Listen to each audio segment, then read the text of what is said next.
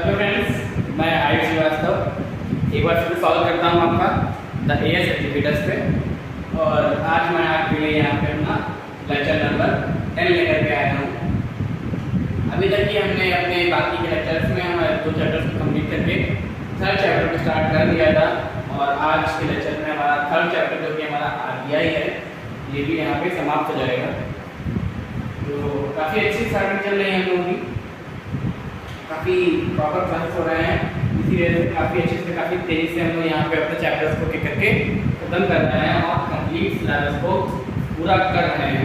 Complete syllabus यहाँ पढ़ रहे हैं हम लोग, कुछ भी नहीं छोड़ा है मैंने आपके सिलेबस में। तो अब बात करते हैं यहाँ पे कि आज के लेक्चर में आपको क्या पढ़ना है। तो आगे पॉइंट्स जो हैं मैं वो आपको यहाँ पे दिखा देता हूँ पहले। तो देखिए, जो हमारा पहला पॉइंट है, पहले मैं समझा दूँ आपको। जो आरबीआई है हमारी, वो एक सेंट्रल और एपेक्स बैंक है इंडिया में, मतलब कि भारत की केंद्रीय बैंक भी है और एपेक्स मतलब कि सर्वोच्च बैंक है। तो क्या लिखेंगे यहाँ पे, आरबीआई इज द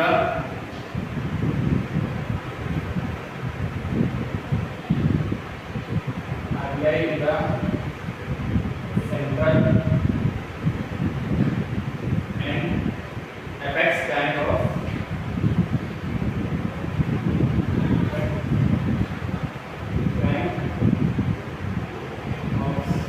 इंडिया। मतलब कि सेंट्रल माने हमारा हो गया केंद्रीय और एपेक्स माने हमारा हो गया सर्वोच्च बैंक। मतलब कि आरबीआई हमारी सर्वोच्च और केंद्रीय बैंक है भारत की। जो अगला पॉइंट है हमारा कि RBI regulate and supervise to banking system। मतलब कि RBI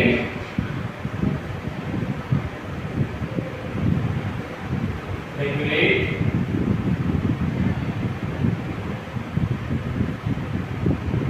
and supervise banking system. समझ में आ रहा होगा आपको बड़े अच्छे से कि जो आरबीआई है वो हमारा भारत में सभी बैंकों को सुपरवाइज करती है, चलाती है और रेगुलेट करती है, मतलब अपने अंडर में रखके उनसे एक अच्छा काम करने की सलाह उन्हें प्रदान करती है। और RBI provide license for new banks. जो नई बैंक बनती है भारत में, उनको लाइसेंस कौन देता है, आरबीआई। तो आरबीआई प्रोवाइड लाइसेंस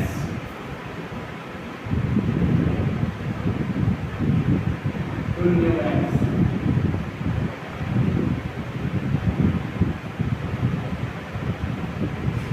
ठीक है, तो आरबीआई होती है हमारी, वो भारत में जितनी भी नई बैंक बनती हैं उनको लाइसेंस देती है न्यू बैंक्स।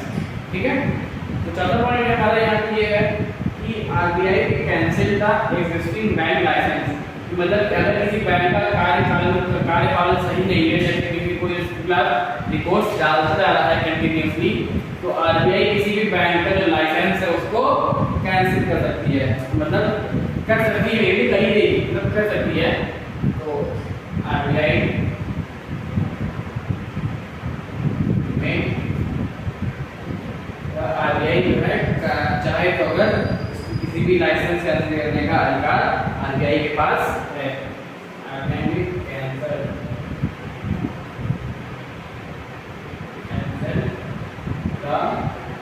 लाइसेंस मतलब कि तो वहाँ पे खत्म कर देगी वो एग्जिस्टिंग बैंक लाइसेंस, मतलब जिसके खिलाफ आया है एग्जिस्टिंग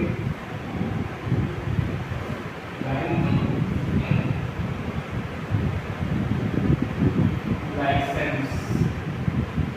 ठीक है, अब हमारा जो 5वां पॉइंट यहाँ पे है, वो 5वां पॉइंट हमारा यहाँ पे ये है कि जो आरबीआई होती है भारत में करेंसी जितनी बनती, नई मुद्रा बनती है, जैसे कि अभी हमारे नई 500 की और नई 2000 की नोट्स आई हैं, तो जितनी भी इशू मतलब जो नोट्स हमारी करेंसी है ना, पैसे जो हमारे कौन इशू करता है, आरबीआई। तो RBI issue currency in India, RBI issue में लागू, ठीक है, issue currency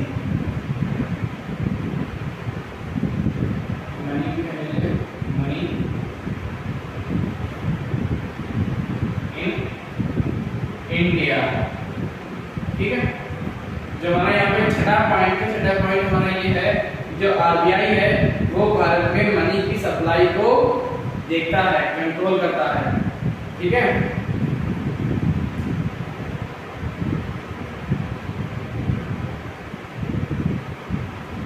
RBI control money supply,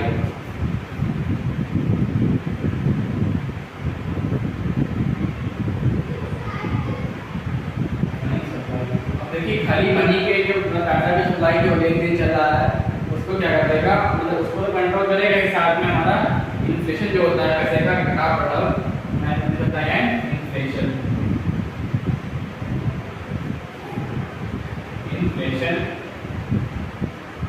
in India,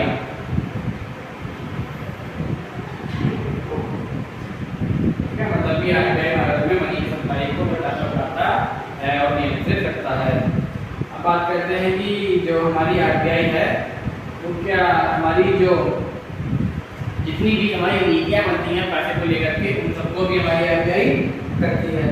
तो हमारी जो आरबीआई किसको प्रिपेयर करती है, तो जो है हमारा एक पॉइंट ये है हमारा कि आरबीआई प्रिपेयर करती,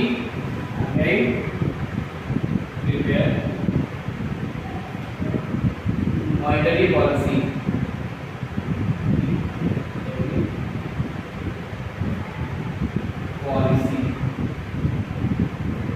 ठीक है। अब अगर बताऊं कि मॉनेटरी पॉलिसी क्या होती है, जितनी भी हमारी मतलब कि मेडिकल को लेकर जितनी नीति बनती है नीतियाँ, मतलब कि जो लाइसेंस तो बैंक जो बैंक है ना, जो मेडिकल को लाइसेंस दिया जाता है मेडिकल खोलने वाले के लिए, और नीतियाँ बन जाती है किस प्रकार उपचार को आगे बढ़ाया जाए, इन सब नीतियों में भी आरबीआई को सहायता करने का योगदान पूरी तरीके से रहता है। तो ये भी हमारा एक पॉइंट था, तो इसको फिर यहाँ पे नोट कर लीजिए, और शायद देखिए यहाँ पे आपको दिखाई पड़ रहा है नहीं पड़ रहा है,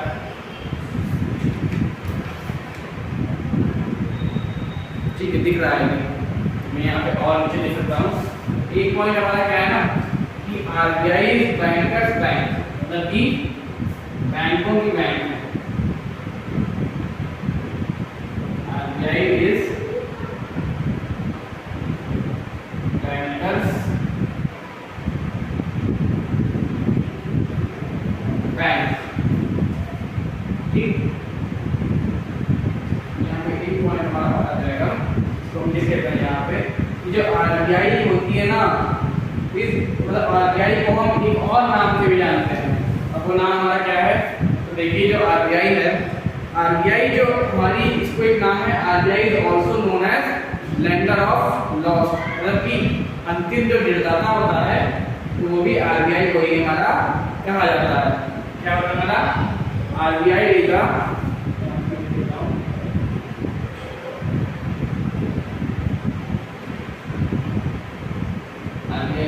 also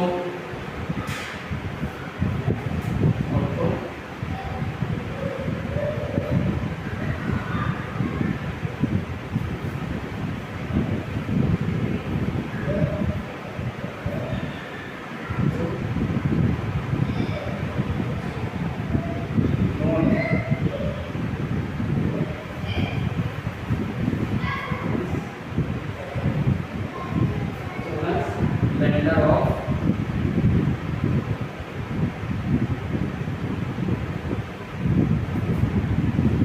lost resort,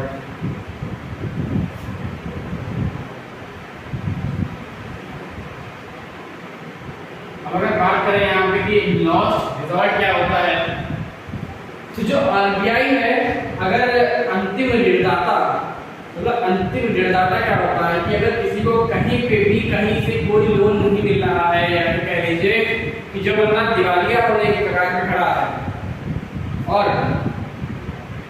उसको सिर्फ एक लोन की जरूरत है तो वहाँ पे आरबीआई को आखिरी डेट आता है, आरबीआई उसको भी लोन वहाँ पे प्रोवाइड करेगी। तो आरबीआई हमारी अंतिम ऋणदाता के नाम से भी जानी जाती है। तो मैं ज़्यादा नीचे नहीं लिखूंगा यहाँ पे, शायद दिखाई ना पड़े, तो आप फिलहाल इतना भी नोट कर लीजिए, फिर मैं बिगाड़ के आखिरी जो पॉइंट्स हैं उनको लिख दूंगा, क्या उनको भी नोट कर लीजिएगा। जब तक क्या अभी इन्हें नोट कर लीजिए। एक बार यहाँ पे रिवीजन करवाता हूँ मैं कि RBI is the central bank and apex bank of India, मतलब केंद्रीय और सर्वोच्च बैंक है भारत की। RBI regulate and supervise banking system. RBI हमारे देश में जो बैंकिंग सिस्टम है, बैंकिंग की कार्य प्रणाली है, उसको सुपरवाइज करता है, उसको नियंत्रित करता है। आरबीआई नई बैंकों को लाइसेंस प्रदान करता है। आरबीआई इन बैंकों का जो काम सही से नहीं कर रही है उनका लाइसेंस कैंसिल करने के लिए भी यहाँ पे कार्य करती है। आरबीआई भारत में करेंसी या फिर पैसे मनी को इशू करने का कार्य करती है। आरबीआई भारत में मनी की सप्लाई और घटाव बढ़ाव को भी नियंत्रित करती है। आरबीआई भारत में जितनी मेडिकल से लेकर नीतियाँ होती हैं उनको बनाती है। आरबीआई बैंकों की बैंक, मतलब आरबीआई का बैंकर्स बैंक है। RBI is also known as यहाँ पे दो बार लिख गया है, आल्सो नोन यहाँ पे दो बार लिख गया है, also RBI is also known as, इसको यहाँ पर कर दीजिए, RBI is also known as lender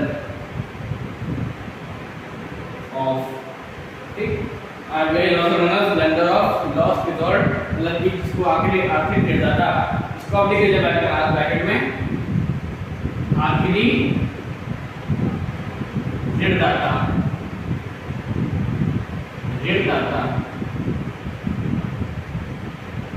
ऋणदाता, ठीक है। आरबीआई का हमारा आखिरी ऋणदाता भी कहा जाता है, तो इस दाता है यहाँ पे, ठीक है। तो इसको भी यहाँ पे आप देख सकते हैं। तो ये जो हमारे पॉइंट्स होंगे इनको भी हम नोट कर लीजिए, फिर आगे के पॉइंट्स में आपको बिगाड़ के लिखवा दूंगा। तो अभी के लिए आप इनको नोट करिए पहले, फिर मैं बताता हूँ आगे के लिए आपको।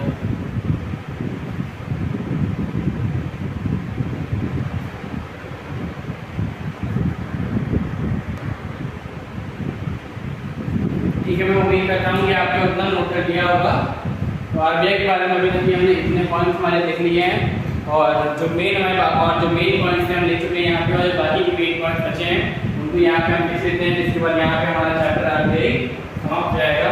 सब कुछ हमने पढ़ लिया है आरबीआई के बारे में, देखते हैं कि बाकी के हमारे और कौन से पॉइंट बचे हुए हैं। तो देखिए आरबीआई का हमारा एक पॉइंट है कि आरबीआई जो हमारा भारत में सरकार को एक एडवर्टाइजमेंट करने के लिए, मतलब कि सलाह देने का कार्य करता है सरकार को कि इस प्रकार से भारत में कार्य प्रणाली की जाए जिससे कि भारतीय लोगों को और भारतीय सरकार को फायदा हो जाए। तो ये लिखते हैं यहाँ पे हम लोग कि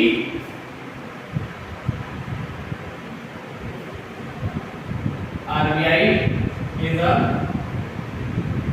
एजेंट करेंगे, क्योंकि एजेंट ही काम करते हैं ना, इसलिए आरबीआई को एक एजेंट भी कहा जाता है, द एजेंट ऑफ बैंक। तो ये सलाह कर देता है सरकार को, इसीलिए इसको कहा जाता है agent of bank and advertiser.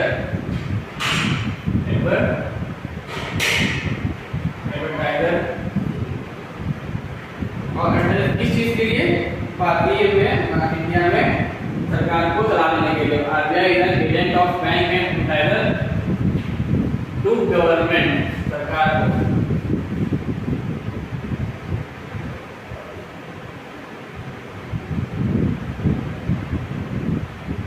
ठीक है, एक पॉइंट हमारा ये था। अगला पॉइंट हमारा ये है, जो आरबीआई है ना, भारत में जितनी भी मनी मार्केट होती है उसको कंट्रोल करती है। तो RBI regulate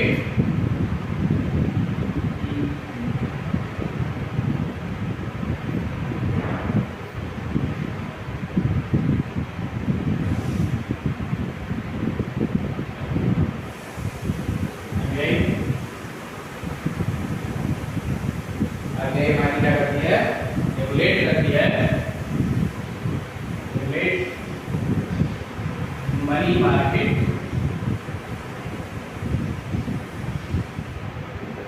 regulate money market in India. इसको आप ध्यान दो कि देखिए मनी मार्केट का मतलब हमारा ये हुआ है यहाँ पे कि भारत में जितना भी पैसा बाजार में घूमता है, मतलब कि लेन देन होता है जितना भी पैसे का, उस सबको नियंत्रण रखा जाता है। और वो नियंत्रण कौन रखता है? हमारा आरबीआई रखती है। ठीक है, तो यहाँ पे हमारा अगला पॉइंट हमारा ये है कि आरबीआई भारत में जो जितना भी विदेशी व्यापार होता है उसको भी प्रबंध करता है। इसका ये पॉइंट हमारा हुआ कि आरबीआई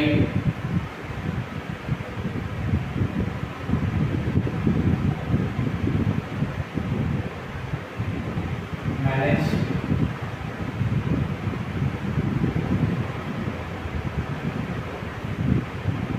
फॉरेन रिजर्व,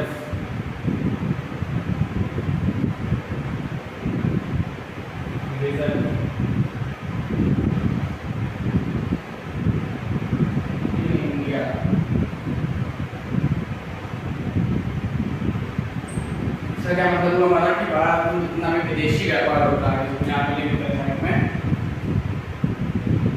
विदेशी व्यापार,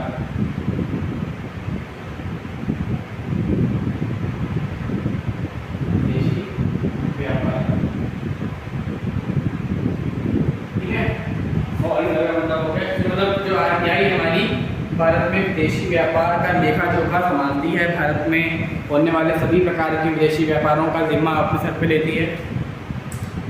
तो देखिए ये थे हमारे आरबीआई जुड़े हुए कुछ और तथ्य जिनके बारे में मैंने आपको अच्छे से बता दिया है, समझा दिया है। अब देखिए कि इसको भी एक बार एक्सप्लेन करते हैं, एक छोटा सा पूरी कर देते हैं। आरबीआई को भारत में सरकार को राह देने के लिए, सलाह देने के लिए एक एजेंट के रूप में जाना जाता है, मतलब कि RBI is the agent of bank and advertiser to government. RBI regulate money market in India, मतलब कि भारत में जितना भी पैसा मनी जो है हमारी बाजार में चलती रहती है, लेन देन चलता रहता है, इस सभी पे नियंत्रण रखना बहुत जरूरी है। वरना अगर इस पर नियंत्रण नहीं रखा जाएगा तो धीरे धीरे करके भ्रष्टाचार बढ़ जाएगा, और भ्रष्टाचार बढ़ गया अगर तो किसी भी प्रकार से भारत में मुनाफा तो छोड़ दीजिए, घाटे में ही सारी मार्केट चली जाएगी, क्योंकि हर कोई व्यक्ति केवल अपना ही फायदा चाहता है। तो RBI regulate money market in India, RBI manage foreign reserve in India, मतलब कि जितना भी अंतर्राष्ट्रीय स्तर पे कह रहे हैं जितना भी अंतर्राष्ट्रीय व्यापार किया जाता है, उन सब में होने वाले लेन देन, उन सब में होने वाले खर्च और उन सब की जिम्मेदारी को आरबीआई ने अपने सर पे ले रखा है, जिम्मा उठा रखा है। तो उन सबको भी आरबीआई ही हमारे यहाँ मैनेज करती है। तो आरबीआई के हमारा जितना भी मेन चीज़ें थी हमने आरबीआई के बारे में, आरबीआई से हर एक चीज़ के बारे में हमने यहाँ पे स्टडी कर लिया है, और कोई भी पॉइंट ऐसा नहीं छोड़ा है कि जो हमने आपको आरबीआई के बारे में ना बताया हो। आरबीआई के बारे में एक चीज़ एक जानकारी मैंने आपके यहाँ पे प्रोवाइड कर दी है। आरबीआई के चैप्टर में आपको सिर्फ इतना ही पढ़ना था जितना कि मैंने आपको बताया है। इसके अलावा आपको और भी कुछ भी पढ़ने की ज़रूरत यहाँ पे बैंक की दृष्टि से पढ़ने की ज़रूरत नहीं है, क्योंकि मैं जो आपको तैयारी करवा रहा हूँ वो आपको IBPS, नाबार्ड, SBI क्लर्क और WI क्लर्क और PO दोनों, इन सभी बैंकों में आपको PO और क्लर्क की पोस्ट के लिए इतना हमारा प्री और मेंस के सिलेबस में लिए इनफ है। इससे ऊपर आपको पढ़ने की ज़रूरत नहीं है, क्योंकि मैं आपको कंप्लीट सिलेबस यहाँ पे दे रहा हूँ, बिना किसी पेड बैच में आपको यहाँ पे कंप्लीट सिलेबस दिया जा रहा है। तो आरबीआई पढ़ लिया हमने, types of accounts and deposit in bank वो भी हमने यहाँ पे हमारा पढ़ लिया है, बैंकिंग कोर्स के बारे में हमने स्टडी कर लिया है। फिलहाल अभी हमारे चैनल हमारा नया चैनल है और काफ़ी जल्दी हमने 10 ही दिनों में कह लीजिए हमारे 3 चैप्टर भी यहाँ पे पढ़ लिया है।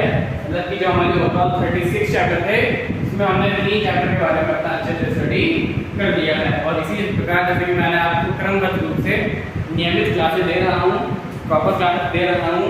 दिवाली की भी कोई छुट्टी नहीं ले ली हमने, ना ही भाई दूज की जो त्यौहार हमारे मनाया जाता है उसकी कोई छुट्टी की है मैंने, ताकि आपका नुकसान ना हो सके, आपको डेली प्रॉपर क्लासेस मिलती रहें। इसीलिए मैं आपको बिना किसी फीस के, बिना किसी पेड बैच के यहाँ पे फ्री में सारी क्लासें प्रोवाइड करा रहा हूँ। बस आपके सहयोग की ज़रूरत है, जितना ज़्यादा हो सके आप हमारे चैनल को शेयर कीजिए, लाइक कीजिए, सब्सक्राइब कीजिए, ताकि आपको हमारी वीडियो पसंद आ रही है तो और भी लोग उस वीडियो को देखकर अपना फ़ायदा उठा सकें। क्योंकि जितना ज़्यादा वीडियो हमारी शेयर होगी उतना ज़्यादा हमारा भी कॉन्फिडेंस लेवल और बढ़ेगा और आपको समझाने के लिए, आपको और वीडियो देने के लिए हमारे अंदर भी नया मोटिवेशन रहेगा। तो ये था हमारा RBI का चैप्टर, यहाँ पे कंप्लीट हो गया है। तो इस चैप्टर में हमको आगे और कुछ नहीं पढ़ना है, यहाँ पे चैप्टर हमारा खत्म हो गया है।